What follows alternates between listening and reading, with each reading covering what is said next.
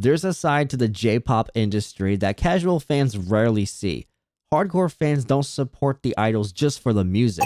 They're there to buy into the image, the fantasy, and this idea of emotional closeness.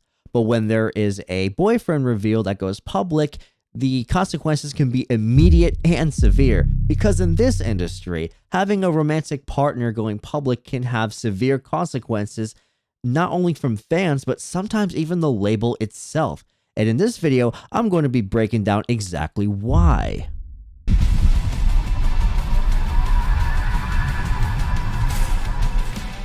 So for a quick introduction for today's video, J-pop stands for Japanese pop music. So specifically what I'm going to be talking about is a specific subgenre of J-pop idol culture. What's going on? I'm Yokai Seiya. Welcome to my channel. I make videos on internet culture, pop culture, and fitness. And if you're enjoying my video, please hit that like button and subscribe. Something I notice about J-pop in general and J-pop idol groups is that they go for the kawaii look, is what I would call it. Like the more cute, adorable type of look compared to the Western beauty standards, which are quite different. Asia has its own thing going on with their beauty standards. But something that makes J-pop interesting is that a lot of times in the contracts, they are actually discouraged and sometimes not even allowed to date. So that's something I found very interesting about this, is they want to make sure they want to cater to their male audience to keep them happy. And the growth of these idol groups really thrive off the male audience. And even if you look at the concerts, like if you look at footage of concerts of these J-pop idol groups, most of them are grown, adult, working class men. Something that I do find interesting is what happens if they get caught with a significant other, like maybe a paparazzi leak, a tabloid leak, or if people find out they're dating somebody. The backlash can be pretty severe, especially from the label, and that's what we're going to be looking at in these situations. It can be anything from a public apology to having to agree to some harsh condition, or just maybe losing some followers. If the hardcore fans stop going to their concerts, buying their merch, listening to their music, the labels lose money, and they don't want that. They want to keep that pure image to keep the fans happy so that they can have money keep on coming in. We're going to look at two idol girls in particular, and here's the first one. So the first girl we're going to be looking at is this girl named Momoka Tojo. And this was an event that happened around 2024. She posted a photo of her with her significant other. Cute photo. And a lot of fans were like, kind of happy for them, like just happy. But of course, you're going to have the hardcore fans who are not happy about it. And guess who really wasn't happy about this? The label. And this is what they decided to do. They're basically saying she posted a photo of somebody who appeared to be her boyfriend, which they later confirmed that this was somebody that she was dating. And here's what they did. To punish her for posting this photo, they told her that she has to maintain distance from this significant other. Not only that, here's the crazy part. She had to post a photo of her by herself saying good night for 1 whole year. That's cray-cray. I'm sorry. That's just... what? Like, what?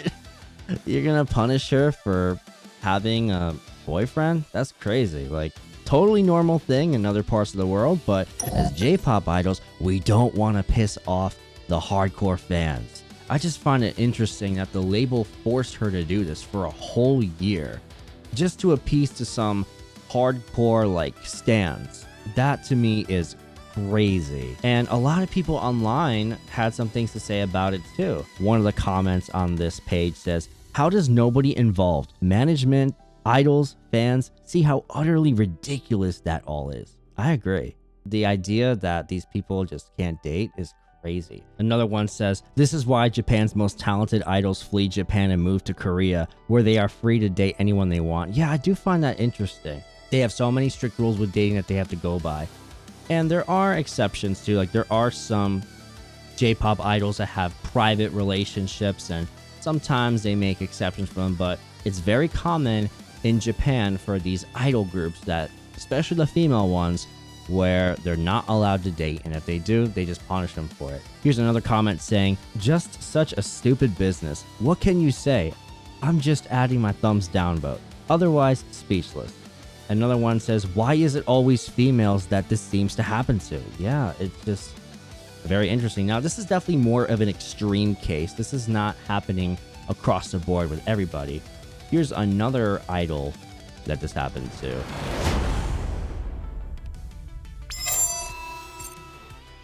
The next idol girl that we're going to be talking about is Minami Minagishi. So what happened here is in January of 2013, people found out she went to a male idol's apartment, and what happened in this case is that her label made her step down, and her management made her step down into a trainee position. Now, she did eventually get back into the main role and all that, but what I found really strange and bizarre, she posted an apology where she shaved her head and was apologizing to the audience. Like, who are you apologizing to exactly? Like, yeah, I get it. You're apologizing to the fans that you upset them, but it's like, this has happened multiple times in J-pop, and that there are consequences for these girls if they do end up dating.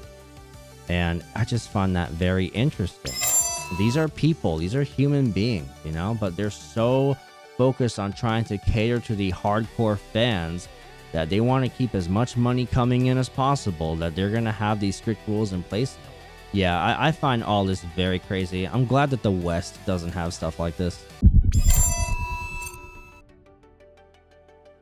So what are my overall thoughts on all of this? Well, for me personally, although they are in the spotlight, they are people, and they have emotions and all that stuff too, and some people have no problem with the idea of them dating. In fact, there are some J-pop idols who are married and who are in relationships. Now, sometimes labels make exceptions for them, but they want to keep them appearing single in the public eye so that they can appear to the hardcore fans, as mentioned earlier, so that they can buy into the image, the fantasy, and just create this illusion of emotional closeness. So if I were to play devil's advocate with this thing, I can sort of understand the label's perspective of wanting to keep their image clean in terms of who they're dating, because they want their fans to be able to like buy into the fantasy and really invest themselves into the J-pop idol groups. And this isn't exclusive to just Japan in terms of like the hardcore fans with the parasocial relationships in their minds of the fantasy they have. I mean, it's even in the West, like this happens too, like with these big streamers, especially the attractive female ones. When they go public with a significant other, they do end up losing some fans, some followers, and some supporters. And in some cases, they end up losing money because the people donating a lot of money to them stop following their stuff because they found out they have a boyfriend. Now that little fantasy that they have in their mind has shattered all over the place. Now they want to dip out. And a lot of these girls know what they're getting themselves into. They want to get in the spotlight. They're willing to give up dating to get into that spotlight. And you know what? More power to them. If they're making that decision out of their own free will, that's on them.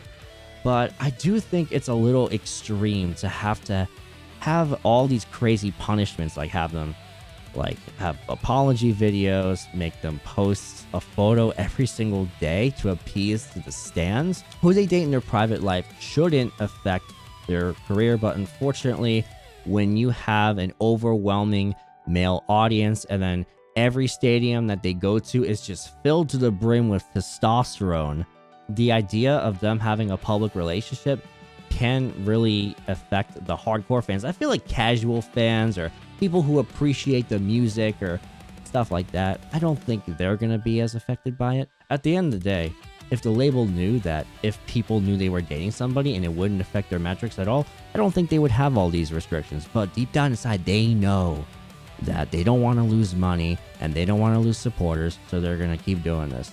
Let me know in the comments down below what you think of all of this stuff.